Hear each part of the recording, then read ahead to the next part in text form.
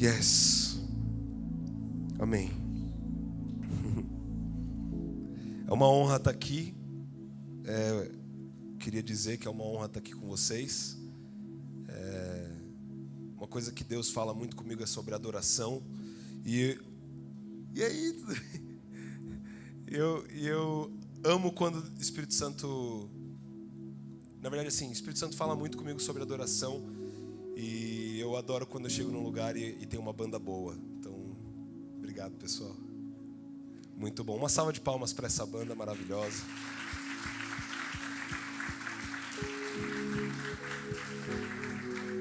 Porque a gente vai pregar em alguns lugares que a gente fala assim: Deus, por que eu posso chamar a banda do outro lugar lá para vir aqui? Mas aqui a banda é muito boa. Muito obrigado. E o que eu queria compartilhar com vocês essa noite, na verdade, é algo que Deus queima muito no meu coração. E tem queimado já há um tempo, mas quantos de vocês já passaram por um momento onde vocês estavam talvez num retiro, num encontro, numa conferência, e aí vocês tiveram aquele encontro com Deus, sentiram o fogo do Espírito Santo crescendo em vocês? Quantos já experimentaram isso? Sair de uma conferência e falar assim: caramba, essa conferência foi tão boa, esse retiro foi tão bom, eu fui tão impactado.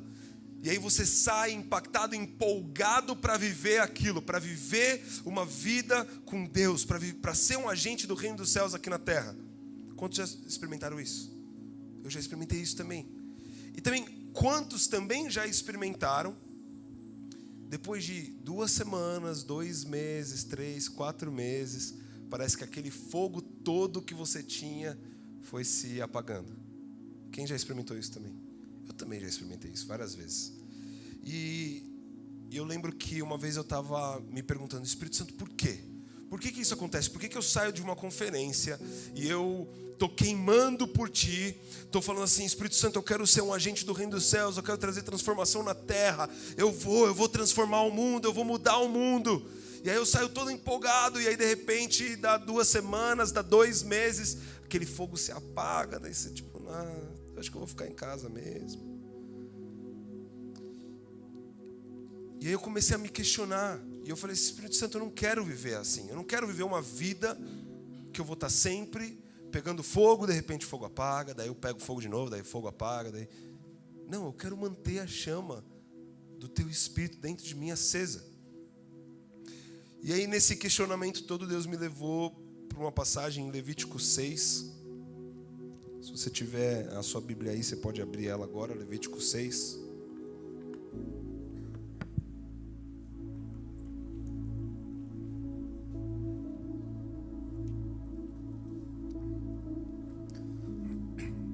Levítico 6, versículo 12 e 13, fala assim: o fogo, pois, sempre arderá sobre o altar, não se apagará, mas o sacerdote acenderá lenha nele cada manhã, e sobre ele porá em ordem o holocausto, e sobre ele queimará a gordura das ofertas pacíficas. O fogo arderá continuamente sobre o altar, jamais deverá ser apagado.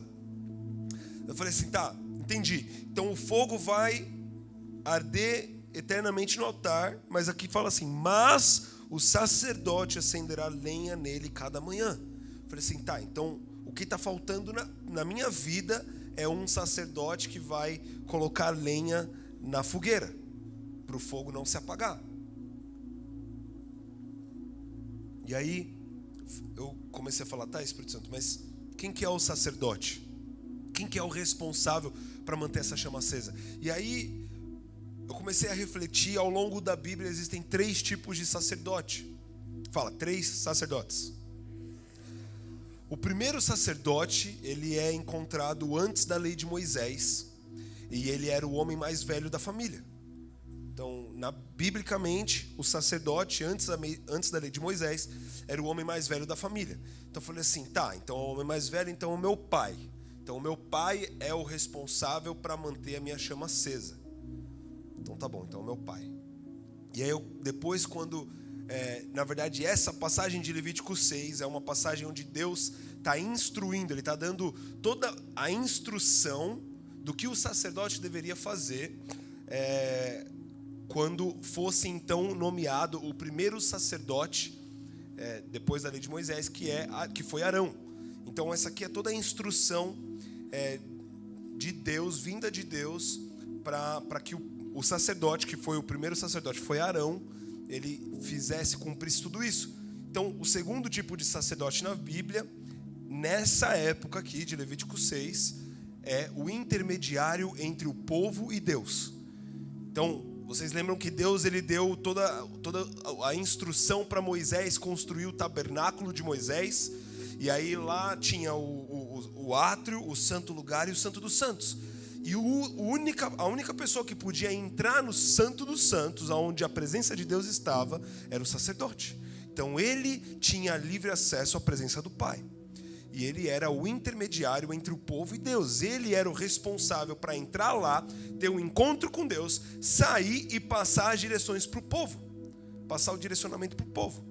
Então, eu falei assim, então quem que é o intermediário entre a igreja e Deus?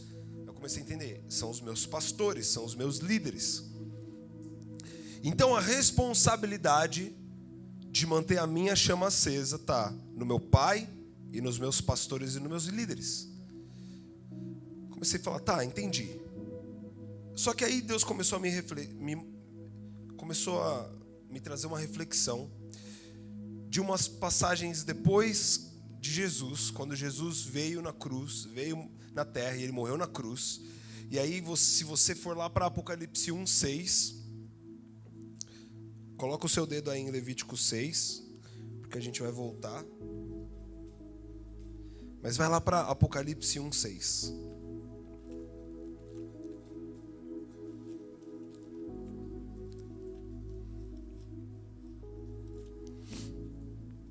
Na verdade, eu vou ler do versículo 5. Fala assim, Apocalipse 1:5 e 6. E de Jesus Cristo, que é testemunha fiel, o primogênito dentre os mortos e o soberano dos reis da terra, ele que nos ama e mediante seu sangue nos libertou de todos os nossos pecados e nos constituiu reino e sacerdotes para servir a Deus, seu Pai. A ele, portanto, sejam glória e domínio pelos séculos dos séculos. Amém. Então aí Deus me fez refletir, então peraí, quando Jesus morre na cruz por mim, ele me faz sacerdote. E isso é muito louco, porque a gente fala assim, mas a gente está refletindo numa passagem de Levítico 6, que é Velho Testamento, e aí a gente fala, não, mas é Velho Testamento. E tem muita gente que acha que o Velho Testamento, ele acabou. E na verdade o Velho Testamento, ele é tão real quanto o Novo Testamento. Nos dias de hoje, ele ainda é tão real quanto o Novo Testamento. Deixa eu falar uma coisa para vocês. Moisés recebeu o direcionamento de Deus para construir um tabernáculo. E a gente conhece como o tabernáculo de Moisés. Então ele tinha todas as medidas, as cores que tinham que ser usadas, as substâncias que iam ser usadas lá, o tamanho certinho. E ele constrói o tabernáculo que tem o átrio, o santo lugar e o santo dos santos. Agora, eu gostaria de dar uma aula de adoração aqui para falar do tabernáculo de Moisés, que é fenomenal, mas eu não tenho tempo para isso. Mas existe uma coisa que é impressionante quando a gente começa a entender que o tabernáculo de Moisés, ele ainda é vivo, como Jesus é vivo ainda hoje. Sabe, o tabernáculo de Moisés, para você entrar no tabernáculo de Moisés, existia um portão. Portão lá que você entrava e entrava no átrio. E aquele portão, o nome daquele portão, o portão era batizado com o nome de O Caminho. Então você entrava por aquele portão que se chamava O Caminho e entrava no átrio. Então lá você tinha, enfim, a pia do lavatório, você tinha o altar do sacrifício, a pia do lavatório, e aí você então ia entrar no Santo dos Santos. E para entrar no Santo dos Santos existia uma porta que se chamava a Verdade. Aí você passava por aquela porta que se chamava a Verdade, você se deparava então com a mesa dos pães asmos, tinha lá o altar do incenso e o candelabro, né? Então você passava pelo portão da Verdade, você se deparava lá com o candelabro, depois a mesa dos pães asmos e o altar do incenso, e aí você então se deparava com o véu que dividia o santo lugar do santo dos santos, e aquele véu se chamava a vida. Jesus fala, eu sou o caminho, a verdade e a vida. Ninguém vem ao Pai senão através de mim. Ele é tão real, cara. E aí, naquele tempo, o sacerdote passava pelo caminho, passava pela verdade, e só o sacerdote tinha livre acesso para entrar no Santo dos Santos e passar pelo véu que se chamava vida. E quando Jesus morre na cruz, ele rasga o véu que se chama vida, porque ele entrega a vida dele, e aí ele então, rasgando o véu, ele nos dá livre acesso ao Santo dos Santos, porque ele também nos tornou sacerdotes. Então nós somos sacerdotes. Daí eu comecei a falar, tá, então peraí, eu sou sacerdote. Então eu tenho que levantar toda manhã e colocar em ordem o holocausto e queimar a gordura das ofertas pacíficas e colocar lenha na minha fogueira. Sou eu responsável. Existe a responsabilidade do meu pai como o cabeça da casa, o homem da casa. Existe a responsabilidade dos meus líderes e dos meus pastores também, como intermediário entre o povo e Deus. Mas também existe a minha responsabilidade. E se eu não vou fazer nada, não tem o que eles possam fazer. Então eu comecei a entender, tá, Deus, eu sou o sacerdote, então eu preciso colocar lenha na minha fogueira. Então eu sou o responsável por colocar lenha na minha fogueira. Agora, falei assim, tá, Deus, tá, então a gente está falando de uma fogueira que não é uma fogueira literal, como era aqui em Levítico 6, porque aqui em Levítico 6, depois se você continuar lendo Levítico, você vai ver que Deus ele manda fogo do céu e ele acende sobrenaturalmente a chama do altar. Então o sacerdote não podia deixar o fogo se apagar, porque era o fogo de Deus. Então quando a gente tem um encontro com Deus, a gente é cheio do Espírito Santo, Deus acende um fogo sobrenatural no nosso coração. E agora a gente não pode deixar esse fogo se apagar. Eu falei assim, tá, Deus, então o altar é o meu coração. O fogo do altar é o Espírito Santo dentro de mim. O que são então, o que é a lenha? Como que eu vou botar lenha na fogueira que está dentro do meu coração? Vou começar a comer madeira. Brincadeira, nada a ver, né? Mas o que é essa lenha? Isso aqui é lenha. Isso é lenha para sua fogueira. Adoração, como a gente teve hoje, é lenha para sua fogueira. Uma vida de jejum e oração é lenha para sua fogueira. Oração diária, oração em línguas, tudo isso é lenha para sua fogueira. Então a lenha está aí. Você tem lenha pra caramba. A única coisa que falta é a vontade de sair do sofá, pegar a lenha e botar na fogueira. É a única coisa que falta pra gente. E para isso a gente vai precisar de um detalhe que eu vou falar um pouquinho mais pra frente. Mas então eu comecei a entender, tá, Espírito Santo, então eu tenho que colocar lenha na minha fogueira, a Bíblia é lenha para mim, uma vida de oração e jejum é lenha para mim. E aí eu comecei a me forçar cada vez mais, ser fiel com as minhas disciplinas espirituais, ler a Bíblia todo dia, orar todo dia.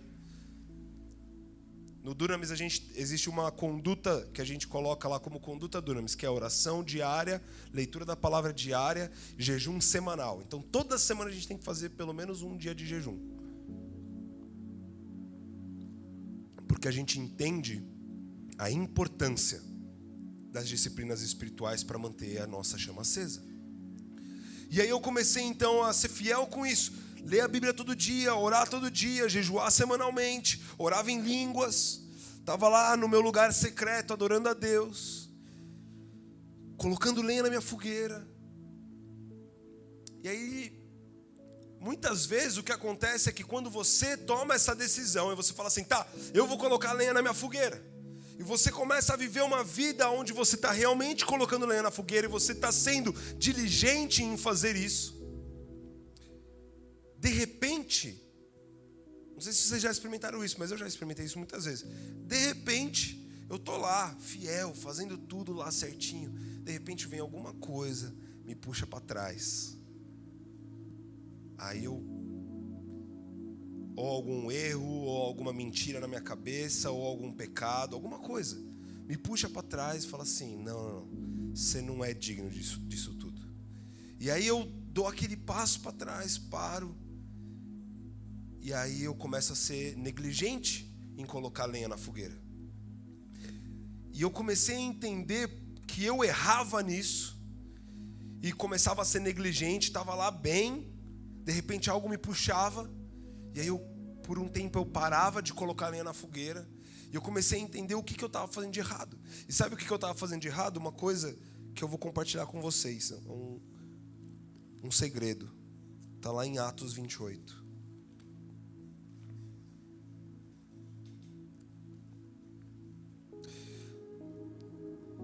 Atos 28.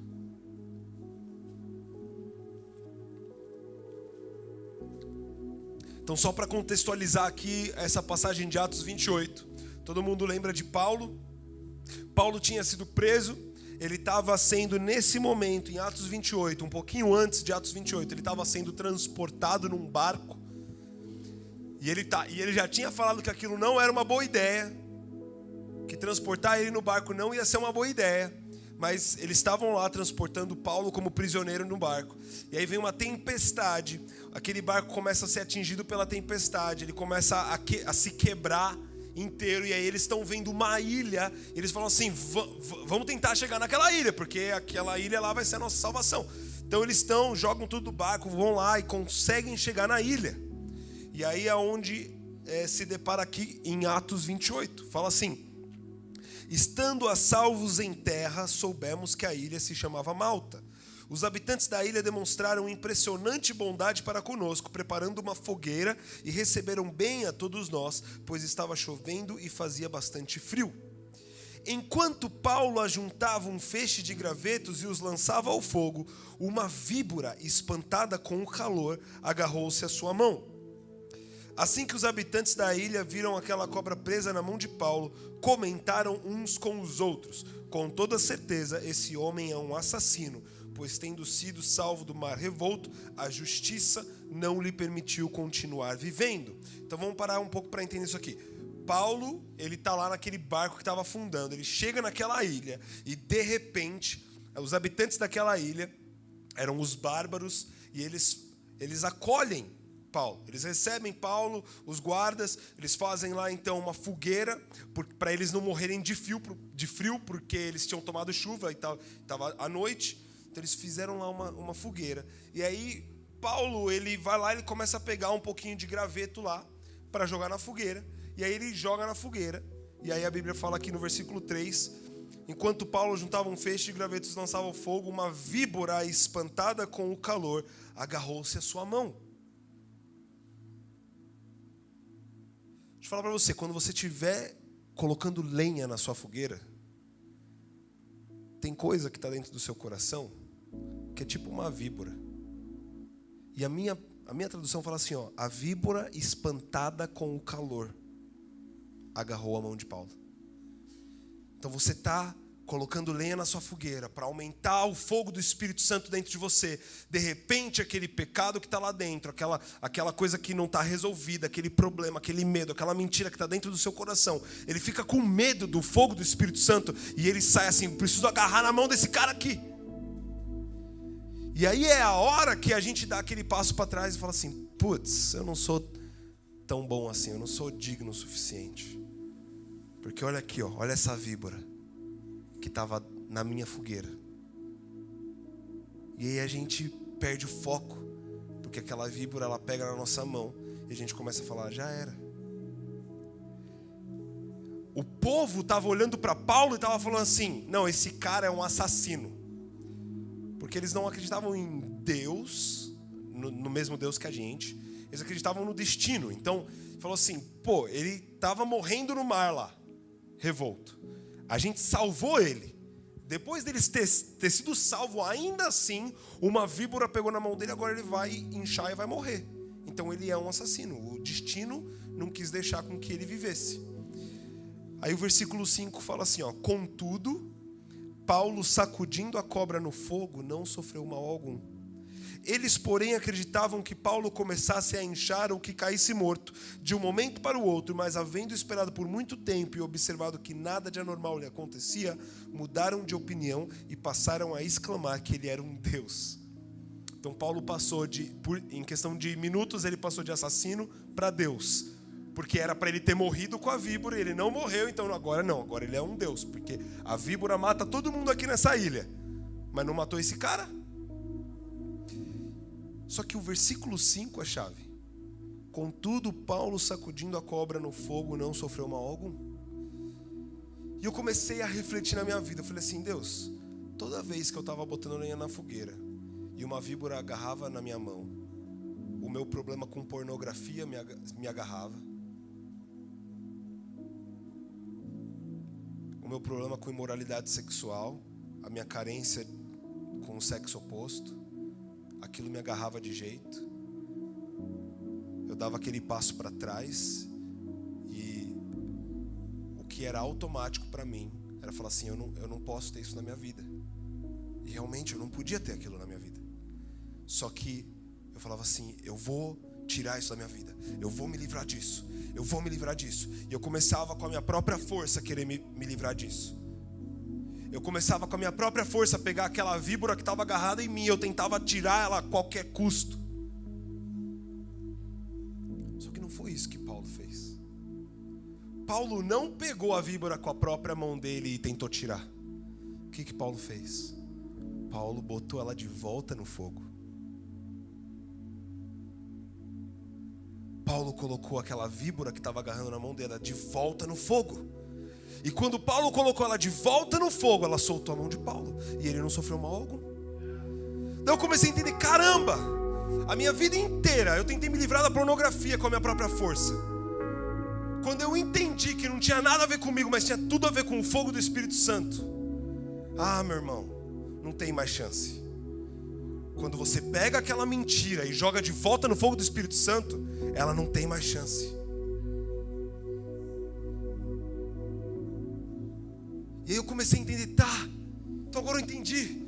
Quando aquilo me pegar, me agarrar, eu tenho que fazer o quê? Eu tenho que ser mais intencional em colocar mais fogueira mais linha na minha fogueira. E queimar aquela víbora no fogo do Espírito Santo, porque é só o fogo do Espírito Santo que traz libertação.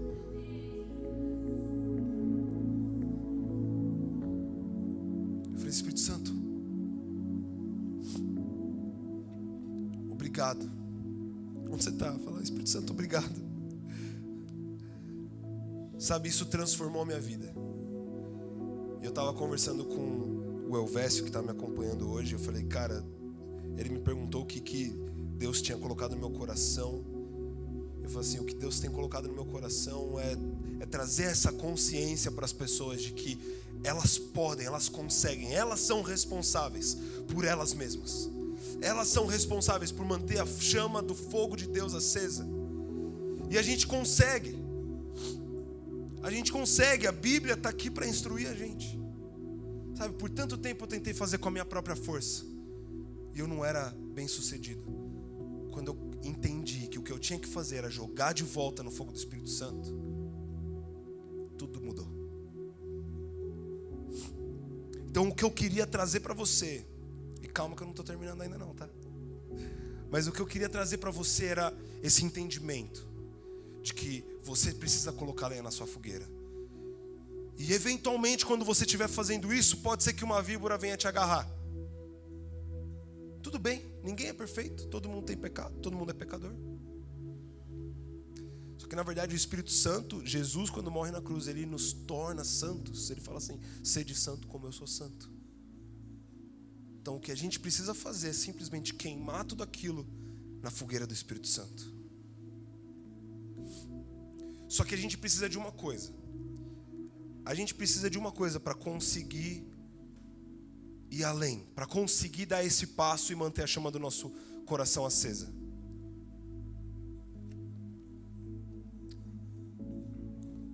Uma coisa chamada fome. Sabe, quando você está com fome, você está na sua casa e você está com fome, você pode estar naquela preguiça, no sofá, assistindo televisão, jogando videogame, sei lá, assistindo um filme, uma série. Você está naquela preguiça, mas aí bate aquela fome. Você fala assim, nossa, nem queria, mas eu vou ter que levantar. E você levanta para comer alguma coisa. Se a fome não batesse em você, você ia ficar lá sentado o dia inteiro. Você não ia buscar uma comida. E eu também comecei a identificar na minha vida, faltava fome. E a fome espiritual, ela funciona da mesma forma que a fome natural. E a fome espiritual ainda é melhor. Sabe por quê? Porque você come e não engorda. Fome natural não dá. Você começa a comer, e aí vai engordando, né? Então, a fome espiritual, quanto mais você come, mais você experimenta de Deus. Quanto mais você tem fome, mais você vai conseguir comer. E é engraçado que a gente é super intencional em várias coisas na nossa vida, mas muitas vezes a gente não é intencional com as coisas espirituais. Quantos aqui, vocês vão me entender? Quantos aqui já fizeram isso? Vamos lá na churrascaria, rodízio. Rodízio de pizza, rodízio de comida japonesa, ou vai lá na churrascaria, vamos pro rodízio. Aí você pensa assim, cara, amanhã eu não vou nem tomar café da manhã, eu não vou nem almoçar, porque eu vou chegar naquela churrascaria com muita fome. Quem já fez isso? Quem já pensou isso? Cara, toda vez, eu sei que eu vou ir para um rodízio japonês, eu falo assim, eu vou ficar o dia inteiro sem comer. E a gente é super intencional nessas coisas, mas a gente não é da mesma forma intencional com Deus. Nossa, aquela conferência, aquele culto, eu vou fazer um jejum, porque eu vou chegar com muita fome lá, para receber de Deus. Eu estou indo para o meu lugar secreto, eu vou chegar com muita fome lá. E muitas vezes a gente não é intencional. Só que a fome espiritual, ela funciona da mesma forma que a fome natural. Quanto mais fome você tem, mais você vai comer. Deixa eu te falar uma coisa. O rodízio de Deus é o melhor rodízio, que nunca acaba. E tem tudo que você precisa comer. Tem tudo que você imagina. É um rodízio de tudo. Você chega lá e fala que quero camarão, vai chegar camarão. Quero picanha, vai chegar picanha. Quero moqueca, vai chegar moqueca. Qualquer coisa que você pedir vai ter. Porque Deus é infinito, Ele nunca acaba. E a comida dele nunca acaba. Só que para a gente conseguir comer a comida que Deus tem para oferecer, a gente precisa ter fome. E aí, para colocar a lenha na nossa fogueira, a gente precisa ter fome. Porque o alimento vem da palavra. O alimento vem do nosso encontro com Deus. E para a gente ter um encontro com Deus, para a gente ler a palavra, a gente precisa ter fome. E quando a gente faz isso, a gente está também automaticamente colocando lenha na nossa fogueira. Sabe, Romanos. A gente vai abrir bastante a Bíblia, hein, pessoal? Comigo para Romanos, rapidinho. Romanos 8.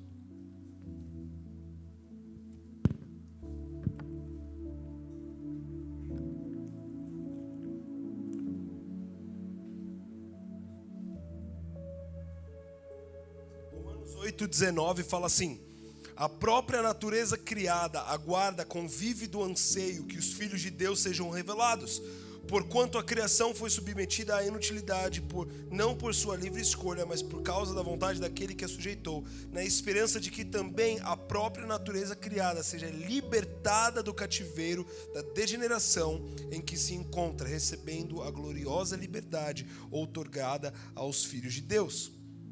Tá. Então assim, nessa passagem existem dois povos sendo representados aqui: a natureza criada e os filhos de Deus. A natureza criada não é a árvore, não é isso. A natureza criada são as pessoas lá fora que nunca aceitaram a Jesus, que ainda não tiveram um encontro com Deus e não aceitaram Jesus como Senhor e Salvador. Eles são natureza criada, eles não são filhos de Deus. Nossa, como assim? Mas todo mundo é filho de Deus. Não.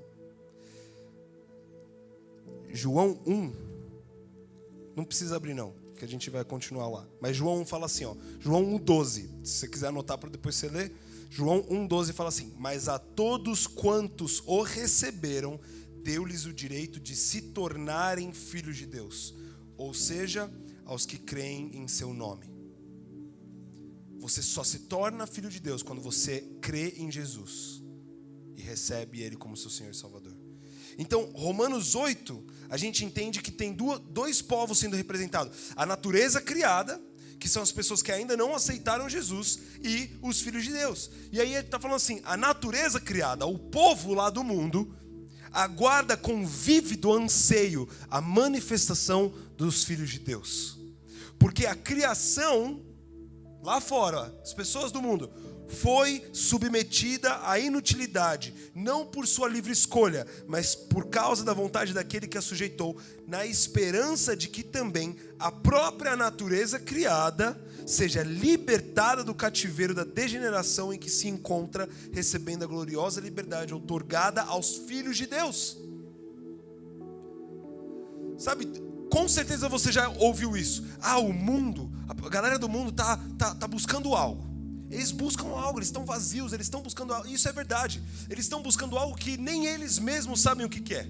Eles vão buscar isso no sexo, nas drogas, eles vão buscar isso em diversas outras religiões. Mas é uma coisa que eles estão buscando, que só Jesus vai satisfazer. Só que nós temos Jesus. Então, o que eles estão buscando? Eles estão buscando com vívido anseio a nossa manifestação como filhos de Deus. E sabe, parando para refletir nisso, eu tomei um tapa na cara de Deus, assim, sabe? Não sei você, mas eu já tomei vários, assim. Tipo, Deus me dando um tapa na cara assim, acorda, moleque. Eu tava lá lendo essa passagem, eu comecei a refletir, e aí Deus falou assim, tá vendo?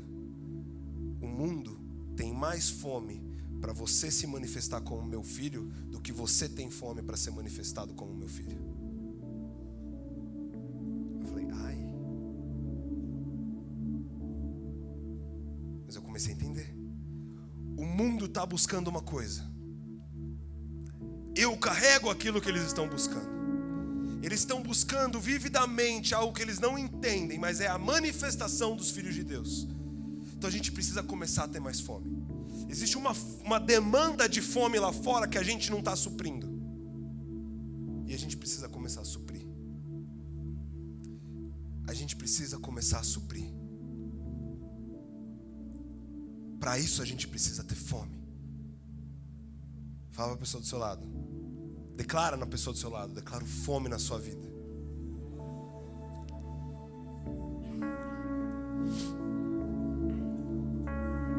Espírito Santo traz fome sobre nós. Mais fome, Espírito Santo.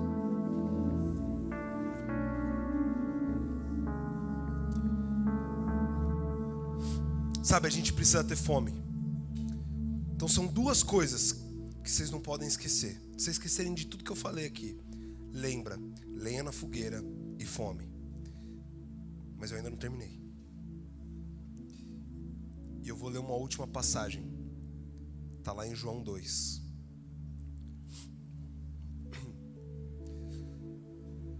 Abre a sua Bíblia em João 2.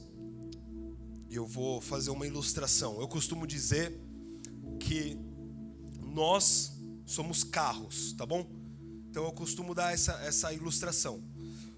Se imagina sendo um carro. Então todos nós somos carros.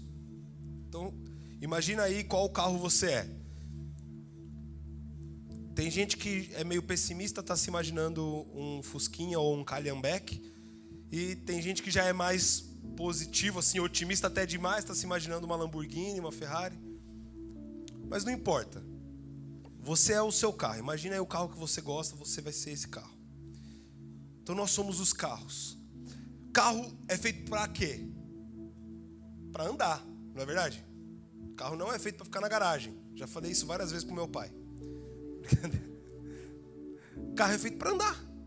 Só que o carro também não é feito para andar sem destino, porque senão vai gastar muito combustível, vai dar prejuízo. Então o carro ele é feito para andar quando ele tem um destino para chegar. Então nós somos carros. A gente precisa entender o nosso destino.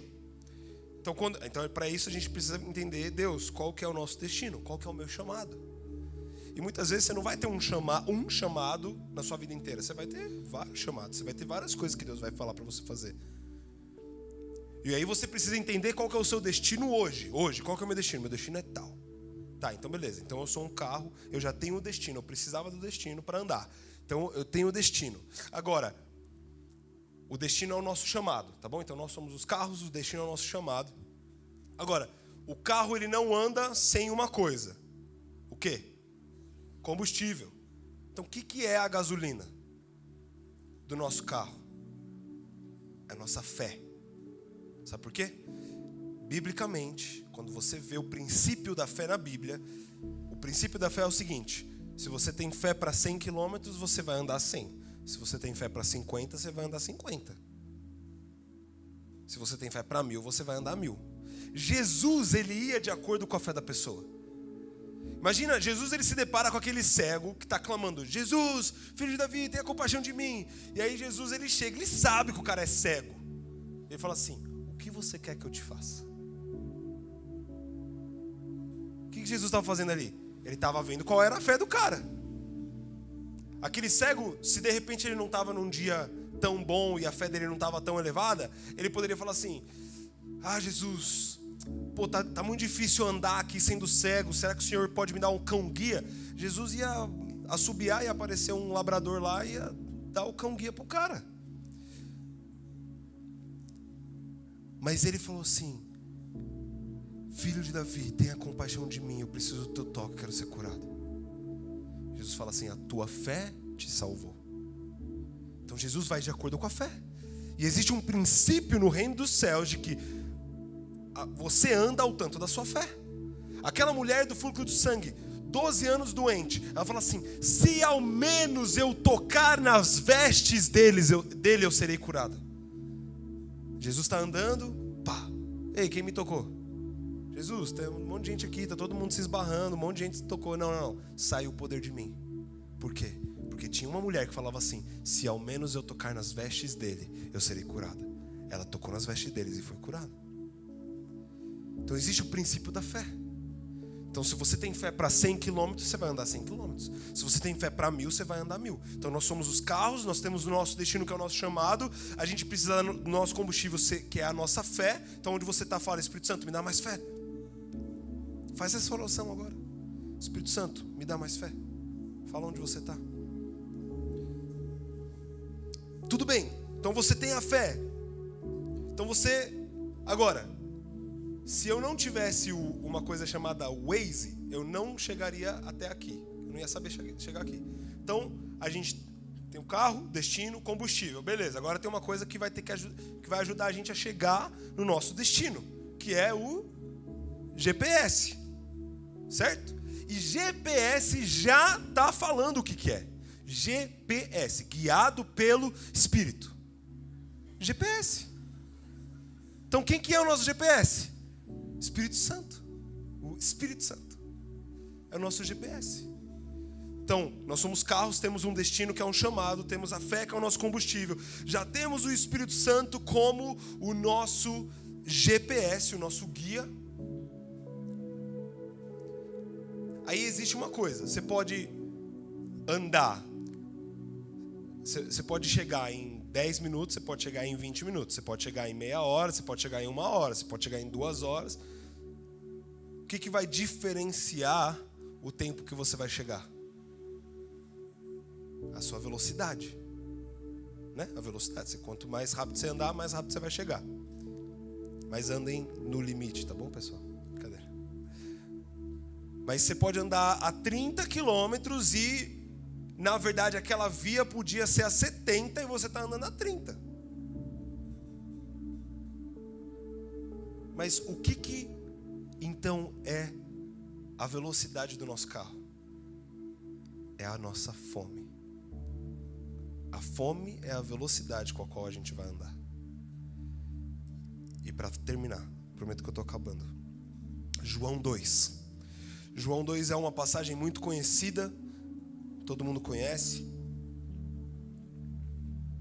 A passagem de Jesus no casamento. O primeiro milagre de Jesus. Fala assim, versículo 1. No terceiro dia, houve um casamento em Caná da Galileia. A mãe de Jesus estava ali. Jesus e seus discípulos também foram convidados.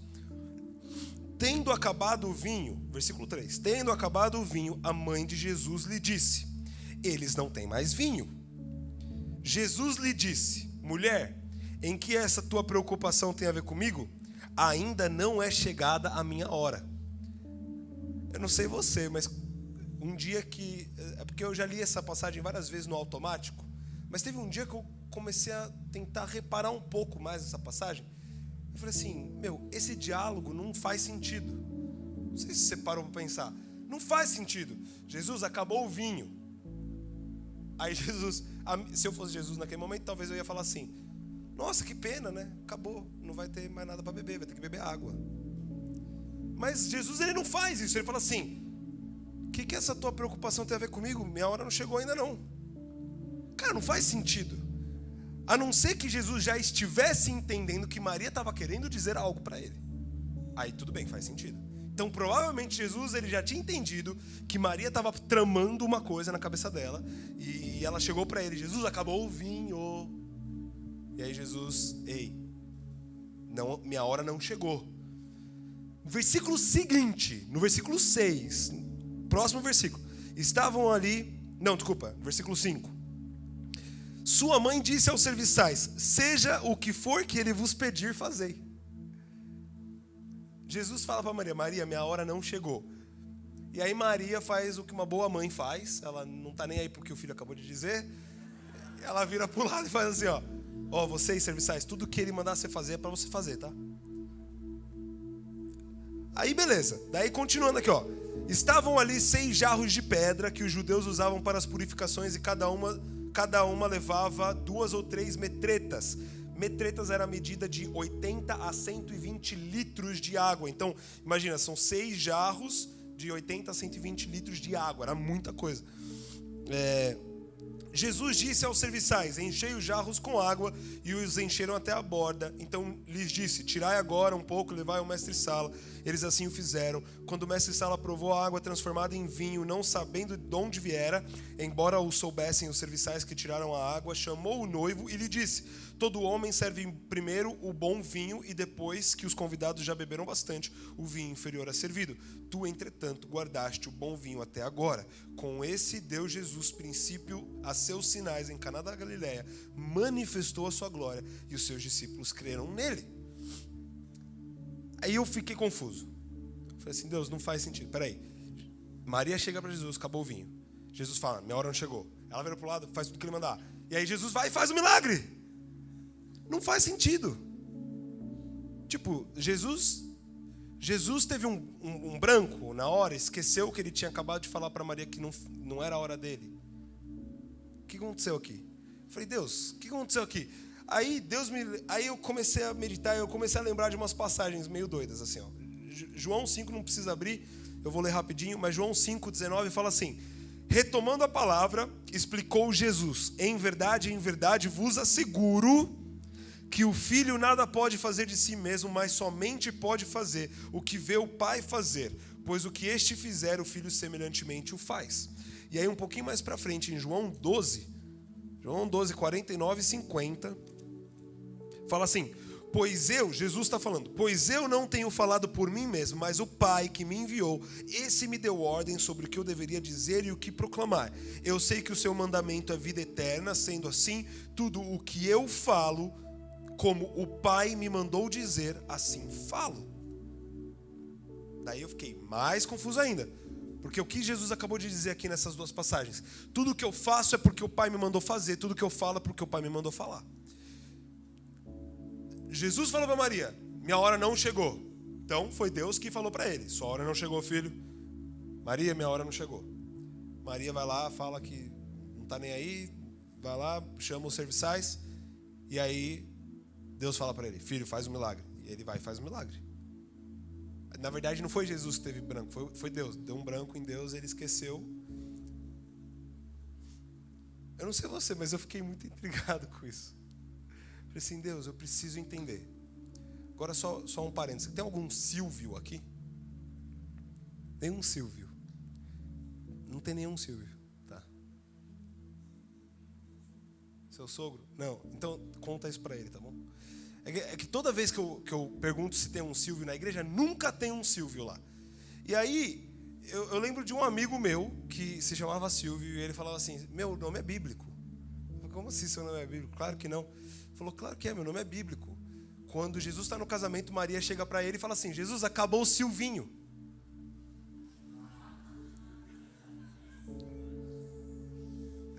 Ele falava que o nome dele era bíblico. Jesus, acabou o Silvinho. Mas enfim, né, só piada de pastor aqui. Aquelas piadas sem graça, né? Tem uns amigos meus que falam assim, quando ele ouve uma piada sem graça, ele fala assim, esse aí tem dom para o ministério. Brincadeira, gente. Mas enfim. Então, Jesus está lá. Minha hora não chegou. Maria não está nem aí. E ele vai e faz o milagre. E eu falei, Deus, o que está acontecendo? E eu comecei realmente a refletir, parar para analisar. E aí, vai soar como uma heresia, tá? Mas deixa eu terminar. Vai soar como uma heresia aqui. Deus falou para mim, Lucas, para de focar em Jesus e foca um pouco em Maria. Eu falei, oh Deus, não faz sentido, né? Vou focar em Maria agora? Não, foca na vida de Maria. E aí eu comecei a meditar sobre a vida de Maria. Maria é uma pessoa que eu admiro pra caramba. Ela foi a mãe de Jesus, ela passou por muita coisa. Mas Maria, de repente, ela tem um encontro com um anjo. E o anjo fala assim, você vai dar à luz ao Filho de Deus, Salvador do mundo, Messias. Ela estava prometida para José, mas eles não tinham casado ainda. Então ela tem esse encontro com esse anjo. Beleza, ela aceita aquele chamado. E aí, de repente, José, ele fala assim, pô, como assim? Ela está grávida? Tal. E José pensa em não ter Maria como mulher. E aí ele, então, tem um encontro com um anjo também. E aí o anjo fala para ele, não.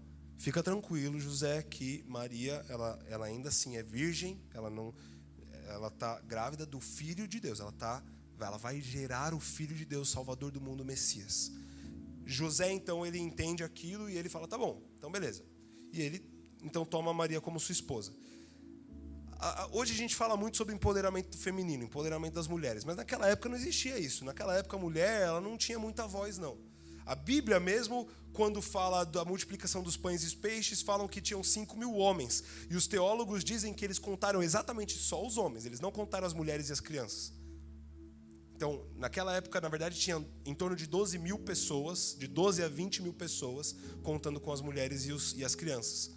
Então, eu imagino que Maria, realmente, ela deve ter sofrido muito preconceito. Ela apareceu grávida antes de casar, então com certeza ela sofreu muito preconceito. Mas ela está lá, batalhou firme, teve Jesus, criou Jesus. E aí, de repente, passaram-se 30 anos. Imagina assim, eu engravidei do Filho de Deus. Você está louca, meu? O que você está falando? Nada a ver. Vocês vão ver. Passa 30 anos, ninguém viu nada, na verdade. Jesus nasceu, 30 anos de idade, ele não tinha feito nada. Ele não tinha feito uma coisa que provasse que ele era o Messias. Até então, ele nunca tinha feito algo que provasse que ele era o Messias. Aí eu comecei a imaginar, Maria passou por tanta coisa. Provavelmente ela passou por tanto preconceito, por tanta dúvida das pessoas. E eu comecei a entender, Maria, ela com certeza, ela já estava com uma fome no coração dela, para que algo acontecesse. Porque quando ela chega para falar para Jesus, Jesus acabou o vinho, ele já entende a fome de Maria. Porque daí ele fala assim, não, minha hora não chegou. Ele já entendeu que Maria estava faminta para que algo acontecesse. Porque senão não faz sentido ele falar, minha hora não chegou. Ele ia falar, não, tá, que pena, acabou o vinho. Não, mas ele já sabia, Maria chegou com aquele olhar, Jesus, acabou o vinho. No fundo ela estava falando, você precisa fazer algo. E ele fala assim, minha hora não chegou. Maria não se importa com o não que ela acabou de receber. E ela fala para os serviçais, vai e faz tudo que ele mandar você fazer. E aí Jesus vai operar um milagre. Sabe por quê? Porque a fome que Maria tinha naquele momento fez com que um futuro incerto, que ninguém sabe quando Jesus se revelaria o Messias, se não fosse naquele momento, fez com que um futuro incerto viesse para dentro do presente e acontecesse naquele momento, por conta da fome que ela carregava no coração dela. Por isso, quanto mais fome a gente tem, mais rápido a gente chega.